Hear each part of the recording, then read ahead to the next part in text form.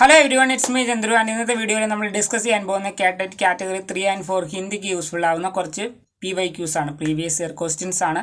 അപ്പോൾ നമ്മുടെ ഒരു റിവിഷൻ സെക്ഷനാണിത്. അപ്പോൾ ഇന്നത്തെ വീഡിയോയിൽ ഹിന്ദിയുടെ ബേസ് ചെയ്തുള്ള ക്വസ്റ്റ്യൻ നമ്മുടെ എപ്പിസോഡ് 4 ആണ്. ഓക്കെ, അപ്പോൾ അതിനു മുമ്പ് നമ്മുടെ കാറ്റഗറി പ്രിപ്പറേഷനെ കുറിച്ച് കുറച്ച് പോയിന്റ് കൂടി ആഡ് ചെയ്യാം. നമുക്കറിയാം, കഴിഞ്ഞ കുറച്ച് എക്സാംസ് ആയിട്ട് ഞാൻ വീഡിയോ ചെയ്യുന്നുണ്ട്. അപ്പോൾ ഈ പ്രാവശ്യം വീഡിയോ കുറച്ചൊക്കെ ചെയ്തു.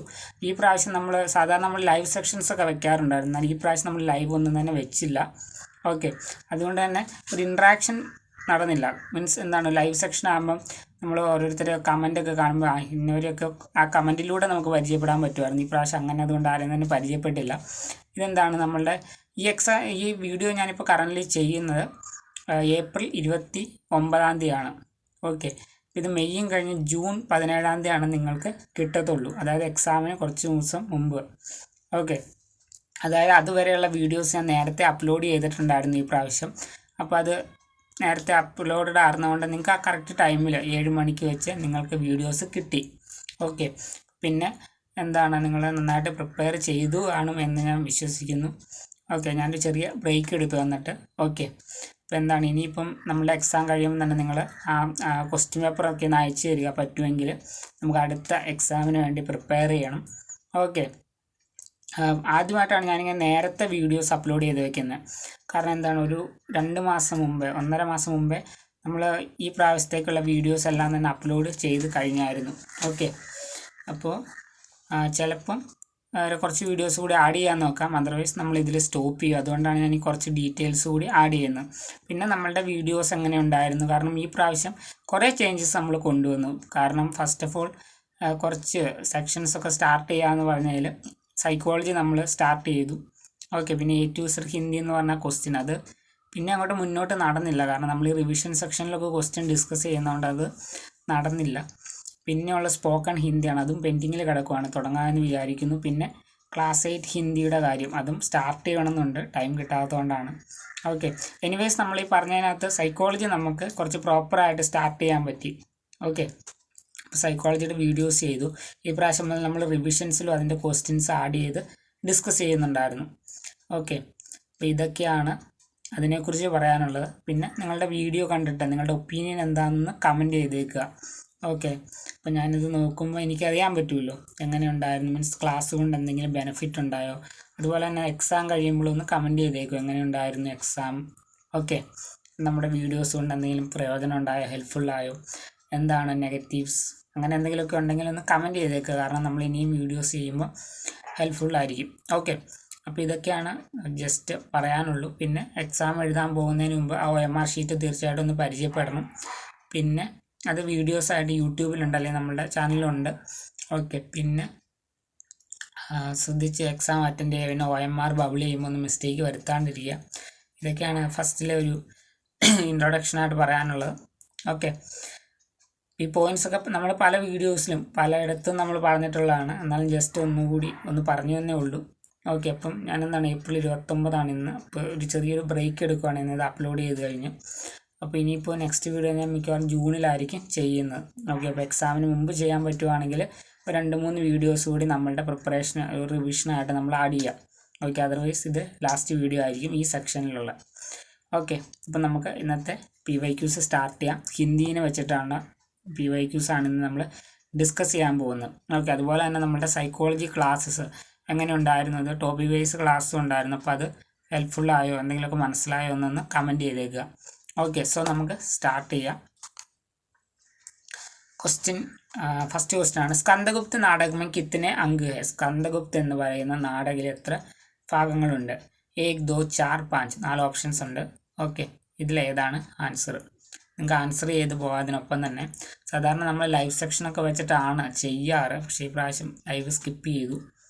എല്ലാം പ്രീവിയസ് അപ്ലോഡ് മീൻസ് നേരത്തെ ഞാൻ അപ്ലോഡ് ചെയ്ത് വെച്ചു വീഡിയോസൊക്കെ തന്നെ. ഓക്കെ, എന്താണ്, ലൈവ് സെക്ഷനേക്കാളും ഇത് കുറച്ചുകൂടി പ്രോപ്പറായി അന്നേരം. കാരണം ഒരു 7 മണിക്ക് എല്ലാ ദിവസവും നിങ്ങൾക്ക് വീഡിയോ കിട്ടുന്ന രീതിയിൽ നമുക്ക് ചെയ്യാൻ പറ്റി. ലൈവ് ആകുമ്പോൾ ചിലപ്പോൾ നടക്കണമെന്നില്ല. ഓക്കെ, നെക്സ്റ്റ് നമുക്കിതിൻ്റെ ആൻസറിലേക്ക് പോവാം. ഇതിൻ്റെ ആൻസർ 5 ആണ്. സ്കന്ദഗുപ്ത നാടകം എന്ന് പറഞ്ഞാൽ ജയശങ്കർ പ്രസാദിൻ്റെ വളരെ പ്രസിദ്ധമായിട്ടുള്ള രചനയാണ്. ഇത് പബ്ലിഷ് ചെയ്ത് 1928 ഓക്കെ, 1928 में यह नाटक ഭാരതീയ ഇതിഹാസം എന്താണ് ഭാരതീയ ഇതിഹാസവുമായിട്ട് ബന്ധപ്പെട്ട ഒരു നാടകമാണ്. അതുപോലെ തന്നെ ഗുപ്ത സാമ്രാജ്യക്ക് ഐതിഹാസിക ഘടനാവോ ആധാർ ബനാക്കർ ലിഖാ ഗയാ ഹെ. ഇതിനകത്ത് ഗുപ്ത സാമ്രാജ്യത്തിൻ്റെ ചരിത്രമാണ് ഇതിനകത്ത് നമുക്ക് അതിനെ ബേസ് ചെയ്തുകൊണ്ടാണ് ഈ നാടകം എഴുതിയിട്ടുള്ളത്. അപ്പോൾ ഈ നാടകത്തിൻ്റെ വിശേഷതകളിലേക്ക് നമ്മൾ നോക്കുകയാണെങ്കിൽ കുൽ ദൃശ്യം മൊത്തമുള്ള ദൃശ്യം എന്ന് പറയുന്നത് 33 ദൃശ്യമുണ്ട്. ഇതിനെ 5 പാർട്ടായിട്ട് ഡിവൈഡ് ചെയ്തിട്ടുണ്ട്. ഓക്കെ, 5 അങ്ക്. അപ്പോൾ അങ്ക് എത്രയാണെന്ന് ചോദിച്ചു കഴിഞ്ഞാൽ 5ആണ്. ദൃശ്യം 33ആണ്. ഓക്കെ, അതെങ്ങനെയാണ് അതിൻ്റെ ഡിവിഷൻ എന്ന് ഇവിടെ കൊടുത്തിട്ടുണ്ട്. 7, 7, 6, 7, 6. ഓക്കെ, പിന്നെ കുൽ ഗീത 17 പാട്ടുകൾ ഈ നാടകത്തിലുണ്ട്. പിന്നെ 5 അങ്ക്. ഓക്കെ, നമുക്ക് അടുത്ത ക്വസ്റ്റ്യനിലേക്ക് പോവാം. इकोनॉमिक्स का पारिभाषिक शब्द. ओके, अर्थव्यवस्था, आर्थिक व्यवस्था, अर्थशास्त्र. ഓക്കെ, പിന്നെ എന്താണ് നോട്ട്സിൻ്റെ കാര്യം പറഞ്ഞു. ഈ പ്രാവശ്യം ഞാൻ വീഡിയോസ് ചെയ്യുന്നതിനൊപ്പം തന്നെ ടെലഗ്രാമിൽ നോട്ട്സ് അപ്ലോഡ് ചെയ്തിട്ടുണ്ടായിരുന്നു. അപ്പം നിങ്ങൾക്ക് ടോപ്പിക് വൈസ് സെർച്ച് ചെയ്ത് കഴിഞ്ഞാൽ നോട്ട്സ് കിട്ടുന്ന രീതിയിൽ. ഓക്കെ, നോട്ട്സ് ഈ പ്രാവശ്യം നമ്മൾ നേരത്തെ അപ്ലോഡ് ചെയ്തിട്ടു. എക്കണോമിക്സ് കാ പാരിഭാഷിക് ശബ്ദം ഏതാണ്? അർത്ഥശാസ്ത്ര എന്നതാണ് എക്കണോമിക്സിന് ഹിന്ദിയിൽ പറയുന്നത്. ഓക്കെ, അപ്പോൾ നമുക്ക് ഈ പാരിഭാഷിക് ശബ്ദം ഇമ്പോർട്ടൻ്റ് ആണ്. കേട്ടറ്റ് 3, 4 ക്വസ്റ്റ്യൻസ് വരാറുണ്ട്. നെക്സ്റ്റ് ആണ് പൃഥ്വിരാജ് രാസോക്കെ രചയിത കോൻ ഹെ? കബീർ, സൂർദാസ്, ചന്ദബർദായി, തുളസിദാസ്. ഓക്കെ, ഇതൊക്കെ നമ്മൾ വീഡിയോസ് ചെയ്തിട്ടുള്ളതാണ്. നമുക്ക് ആൻസറിലേക്ക് പോകാം. ചന്ദബർദായി ആണ് ഇതിൻ്റെ ആൻസർ. പൃഥ്വിരാജ് രാസോ എന്ന് പറയുന്ന ഹിന്ദി ഭാഷയിലെ ഒരു പ്രധാനപ്പെട്ട മഹാകാവ്യമാണ്. ഇത് പൃഥ്വിരാജ് ചൗഹാൻ എന്ന് പറയുന്ന സമ്രാട്ടിൻ്റെ ജീവനെ ബേസ് ചെയ്തിട്ടുള്ളതാണ്. ഇതിൻ്റെ രചയിത എന്ന് പറയുന്നത് ചന്ദബർദായി ആണ്. ചന്ദബർദായി അദ്ദേഹത്തിൻ്റെ മിത്രമാണ്, മീൻസ് പൃഥ്വിരാജ് രാസോയുടെ. അതുപോലെ തന്നെ ഉൻകെ രാജകവിയും ആയിരുന്നു. നെക്സ്റ്റ് ക്വസ്റ്റ്യനിലേക്ക് നമുക്ക് പോകാം. അത്യന്ത് ശബ്ദ് കിസ് പ്രകാർ ബനാ ഹെ? ഇതിനകത്ത് സന്ധി വിച്ഛേദ് ആ രീതിയിൽ എഴുതാനാണ്. അത് പ്ലസ് അന്ത്, അത്യം പ്ലസ് ത, അത്യ പ്ലസ് അന്ത്, അതി പ്ലസ് അന്ത്. അത്യന്ത് ശബ്ദ് കിസ് പ്രകാർ ബനാ ഹെ എന്നതാണ് ക്വസ്റ്റ്യൻ. നമുക്ക് ആൻസറിലേക്ക് പോകാം. അതി പ്ലസ് അന്ത് എന്നതാണ് റൈറ്റ് ആൻസർ. അത്യന്ത് മീൻസ് അതി പ്ലസ് അന്ത്.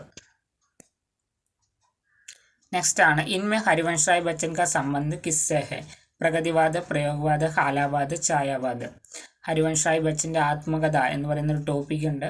അത് നമ്മൾ വീഡിയോസ് ചെയ്തിട്ടുള്ളതാണ്. അത് ഇമ്പോർട്ടൻ്റ് ആണ്. അതിൽ നിന്ന് ക്വസ്റ്റ്യൻസ് വരാറുണ്ട്. ഓക്കെ, അപ്പോൾ അത് നോക്കുക. പിന്നെ ഇതിൻ്റെ റൈറ്റ് ആൻസറിലേക്ക് പോവുകയാണെങ്കിൽ ഹാലാബാദാണ്. ഓക്കെ, ഹാലാബാദിൻ്റെ പ്രവർത്തകൻ എന്നറിയപ്പെടുന്ന ഹരിവംശ് റായ് ബച്ചനാണ്. നെക്സ്റ്റ് ക്വസ്റ്റ്യനിലേക്ക് പോവാം. ഗില്ലു മഹാദേവ് വർമ്മ के किस संग्रह में संग्रहित रेखाचित्र है? जंगल के जीव, बूंद और समुद्र, मेरा परिवार, आत्म निरीक्षण. ഇങ്ങനെ 4 ഓപ്ഷൻസ് ഉണ്ട്. ഓക്കെ, പിന്നെ ഈ പ്രാവശ്യം നമ്മൾ നോട്ടൊക്കെ കുറച്ചുകൂടി അടിപൊളിയാക്കാൻ നോക്കിയായിരുന്നു. ഇപ്പോൾ സൈക്കോളജി നോട്ടാണെങ്കിലും ഹിന്ദിയുടെ ആണെങ്കിലും. ഇപ്പോൾ നോട്ട്സ് എങ്ങനെ ഉണ്ടായിരുന്നു എന്ന് കൂടി ഒന്ന് കമൻറ്റ് ചെയ്തേക്കുക. ഓക്കെ, ഇതിൻ്റെ ആൻസർ മേരാ പരിവാറാണ്. ഗില്ലു നമ്മൾ വീഡിയോസ് ചെയ്തതാണ്. ഓക്കെ, നെക്സ്റ്റ് ക്വസ്റ്റ്യനിലേക്ക് പോകാം. ഉച്ചാरण स्थान की दृष्टि से जा की गणना किसके अंतर्गत है? ഉച്ചാरण സ്ഥാനം വെച്ച് നോക്കുകയാണെങ്കിൽ ജ എന്ന് പറയുന്നത് ഏതിൽ വരും? കണ്ട്, താലവ്യ, ദന്ത്യ, ഔഷ്ട്യ. ഇതിൽ ഏത് ഭാഗത്തു നിന്നാണ് ജ ഉച്ചരിക്കുന്നത്? ഓക്കെ, അപ്പോൾ ഇതിൻ്റെ റൈറ്റ് ആൻസർ എന്താണ്?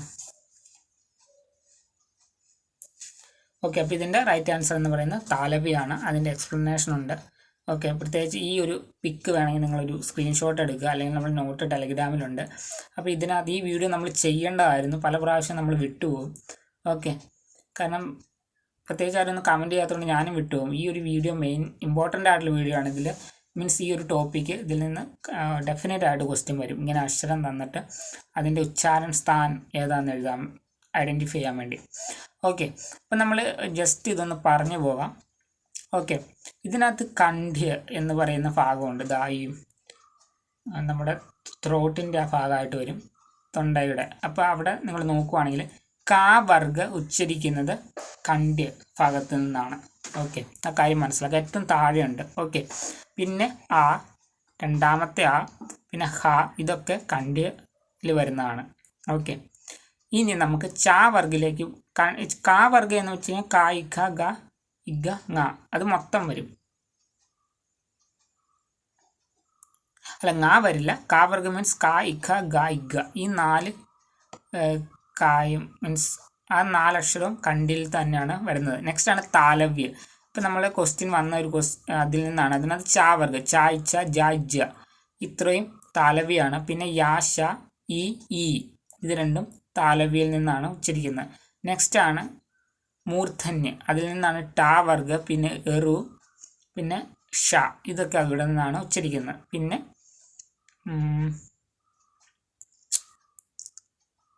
താവർഗ വരുന്ന ദന്ത്യാണ്. ഓക്കെ, പിന്നെ സായും ദന്ത്യാണ്. മീൻസ് നമ്മുടെ പല്ലുകളിൽ വരുന്ന ഭാഗം. ഓക്കെ, ദന്ത്യം. പിന്നെ പാ വർഗം എന്ന് പറയുന്ന ഓഷ്ട്യാണ്.